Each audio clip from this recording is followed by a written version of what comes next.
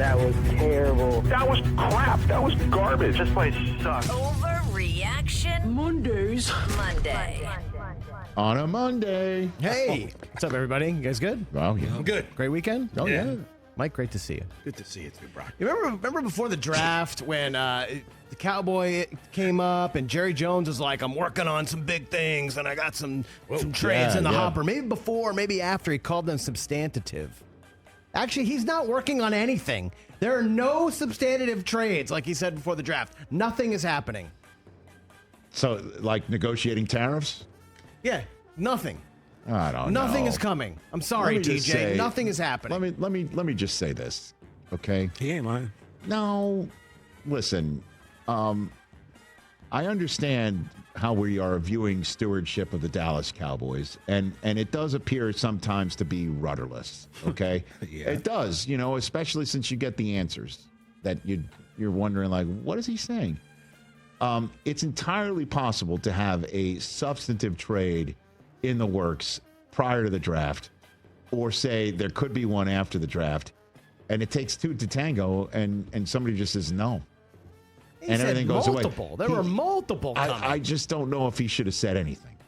Yeah, you think? And that does lead to the impression that your topic bar is legit. But I'll just say, you think they're going to do a single trade? no, I before the don't start think of- anything now Okay. is going to happen. Like nothing now. Nothing now will happen. But at the time of when he said what he was saying, there could have been a highly substantive trade that he felt really good about until Cleveland traded out of 2 to 5, right? And suddenly, you know, maybe he wanted to move up for Mason Graham, and the Browns are just like, yeah, we're taking Mason Graham now. Like, say he had a deal with Jacksonville, all substantively ready to be wrapped up, and then Jacksonville moves up. See you later. I'm just giving you an example as to what could have happened. I understand. And I know you're sitting here saying there was never anything nothing. there. There was nothing. It was all nothing talk. there. Respectfully, none of that happened. It's all talk. None of that happened. I'll just push back on this just to be as fair and balanced as I possibly can. I understand. I don't want to be fair and balanced, and I got the most of the, you know. Sir, put your kendo stick away. And for the radio audience, that's not a metaphor. I got a Slow kendo down stick. just a little bit. Chris? There's no possible way the Browns keep 4 quarterbacks on the week 1 roster. That is correct. Zero. Zero.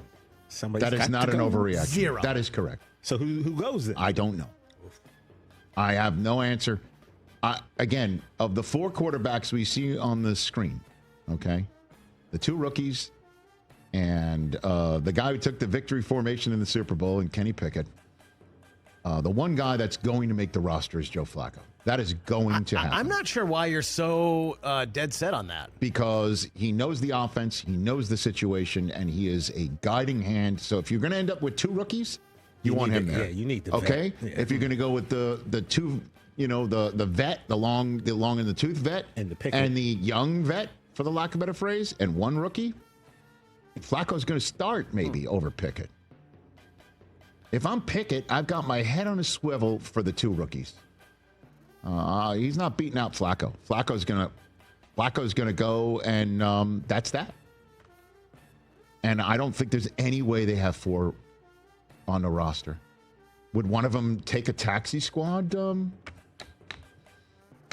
assignment? I kind of doubt it. Then what's their other option? Cut him. Yeah. Yeah, I mean, you better take it. Cut him. Well, no, you could go to another team, though. What else, Chris? I don't know. You know, I'm thinking about the quarterback that we haven't talked enough about, despite him being the number 1 overall pick in the draft. And the more and more I like Cam Ward, I like the situation he's in. And Cam Ward's going to be the only 2nd rookie quarterback to throw 30 touchdowns in a season. Dude. Yeah, that's a lot. Justin Herbert Dude. is the other. I hear you. I know that this winds up potentially freezing cold take, and in the NFL, you can't sit here and say nothing's possible. Of course, it's possible for him to do But it. you I'll look at just last call it year, an right? overreaction. You look I'll at just last say, year. The dude, guy we so- all fell in love with during the season, Jaden Daniels. Yeah. 24. Right. Okay. And then the guy who actually threw the most touchdowns last year as a rookie, Bo Nix. Cam Ward would have been ahead of Bo Nix in last year's class. Why can't Cam Ward do it? How many? 30 is just a tall number. It's a tall order. I mean, they had 22 touchdown passes as a team last year. Yeah, well. No, I think they've improved matters. Even adding Tyler Lockett to the mix is great. I'm just pointing out that, like, I think Cam Ward's going to surprise a lot of people. And I hope That's you're right. kind of what I'm getting at. I hope you're right, sir. We spent all draft weekend talking about someone else other than him when we should have been really celebrating and praising him. And I think he's going to really ball out. And I think that he will wear that, and I think he's going to have a chip on his shoulder for that sort of thing. And if I'm Brian Callahan, I stoke it. But right now they're saying there's a competition. That's insane. Between him and Levis? Yeah. Then why even use the pick to draft That's Cam Ward? preposterous. Like, what are we doing? That's preposterous. What else you got? All right, a few NBA takes here before we get going on this segment. Pacers are beating the Cavs in less than 7 games. I like what I saw Sunday out of Indiana. Everyone's been sleeping on these guys. Have you seen all the people on the old social channels in Cleveland offering their toe up to Darius Garland? Yeah, you got to do that. Can't imagine how you could, attach that toe and it'll be fine. Look, I've to offered start playing against, the Indiana Pacers. They're a tough team, man. I've offered ACLs, hamstrings, like everything to give to my guys that got hurt. So yeah, Neesmith and Nemhart. I get that. Halliburton. Those guys, man. Obi Toppin coming off the bench, right? Champagne popping.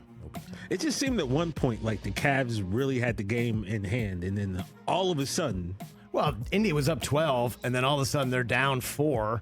And then you thought, oh, Cleveland's running away with this now. Yeah, that's what I thought. Does O'Shea really think Miles Turner's coming here? Probably. He probably does. I'm not in the game of guessing what O'Shea thinks. I don't think this is an overreaction. Oh. I don't think this is an overreaction. I think certainly when you take game 1 on the road, now the Cavs are going to have to buckle down in a way that they really haven't had to this year. Correct? Yeah, now Garland, maybe he's not ready for game 2, but he has to play in game 2 now because you can't afford to go down 0-2 losing both home games. Well, let's hope for the Cavs' sake they can do it. So I don't think that's a. I'll just say I'll say this: it's more of an open question than the previous Cleveland subject matter of this segment. True that. Rich, we started the show with it. We're super psyched for Warriors Timberwolves, and I think it's going to be the best playoff series the rest of the playoffs. The rest of the playoffs. Warriors Timberwolves. That's I could see where you're saying that because you think the Eastern Conference Finals is going to be. You got to think like a Brockman. The Celtics are just going to steamroll the rest of the way. That's what he's thinking. And then this one will be far more competitive than an Eastern Conference Finals and then an NBA Finals between the Celtics and Oklahoma City. I think you tapped into his mindset. Right? Because, the Knicks aren't going to put up a fight against the Celtics. And then the Celtics are going to steamroll whoever comes out of the Cleveland-Indiana series because that's what the Celtics do. Ooh, those are your words. And then the Celtics are going to take care of everyone else that comes out of the West. Doesn't matter, how many wins Oklahoma City is going to have by that point in time. Did I get that right? Did he write that for you? That's what. Those are your words. No, those are my words. I like hearing you talk as this out, a though. Brockman. I like hearing this talk. I'm reading between the lines of your subject matter here. I think you got legacy Warriors now with Jimmy Butler. Sure. You got the Ant-Man who's coming for everyone. He wants to take victory laps around everyone's arena. Yes. And I think you got the Rudy Gobert situation with Draymond Green. Spoiler alert, they do not like each other. And I think you got the the recipe for a very combustible 7-game series. For him to take a Northern California arena stroll and match it to a Southern California one, it's got to be 6. Whoa, I think that's possible. Well, that doesn't make it the most impressive series. It's got to go to 7 for a great series. What if every game is a 1-possession game? Okay. I'll buy it. All just right. for you, since it will make you happy. You know what I mean? So I'm watching these hockey games. Do you have one more? I do. Oh, I have 2 more. Okay. I'm watching these hockey games, right? Okay. And you see it's like a minute to go, and the other team pulls the goalie, and it gives them a chance to tie the game and send it to overtime. The NBA needs an equivalent of the empty net advantage. Meaning what? Like if it's a 1 or 2 possession game with under a minute or 30 seconds to go, they get an extra guy.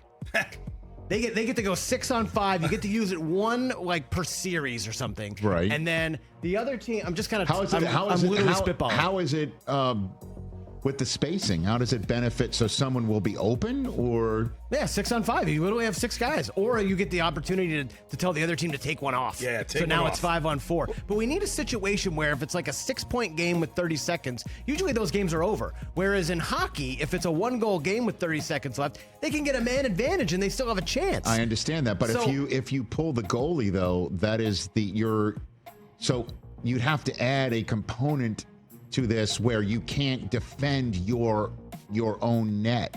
Oh, I got it. If the other team does score, though, that's worth double to put the game out of reach. Because like So if a a team gets an 2-point shot is worth 4. yeah, 3-point shots worth 6. So because if you get an empty net goal, that game's over. I like that. You know what I mean? So I we like need that. some sort of way to Yeah. offset this to make the end of games a little more interesting. And you can only use this when you're down how many possessions?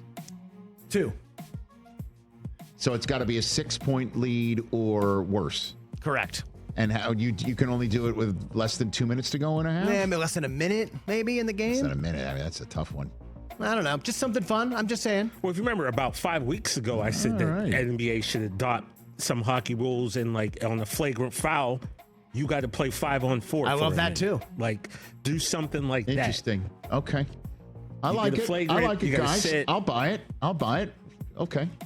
I'll buy it. I don't know. Just something fun. I've been watching these hockey games. The empty netter is so exciting with Okay. the man advantage. Yeah, I'm with you. I got it. All right, last one. And we talked about this a little bit earlier. You kind of hinted with the judge stuff. What he's doing is incredible. No, he's got. There's one more. You got What are we to gonna Chris do got to here? ask for the one more. That's you know, true. as well. I know, but we're a okay, little go late, ahead. so I'm One trying to more. go. I did not know this. You have one more. I did not know this. I love Coop. Come on. If Aaron Judge wins the Triple Crown this year, he's the best right-handed hitter of all time. Ah, man. I mean, there's some great right-handed hitters in our world, but I don't know, man. This dude's incredible. of all, I'm with you. Trust me. And a 400 season Triple Crown? Like, get out of here. Well, if it's a 400, then I mean you're right-handed hitter. Okay. Right-handed hitter of all time. Okay. No, not switch hitters. Not switch hitters. Not lefty. lefties. Not lefty. Righties. Right-handed hitter of all time. Okay. I'll buy it. Just because it's fun, and hearing you talk about Aaron Judge that way makes me happy. I'm a big fan. Catch the Rich Eisen Show live weekdays from 12 to 3 p.m. Eastern on Roku Sports Channel in the U.S.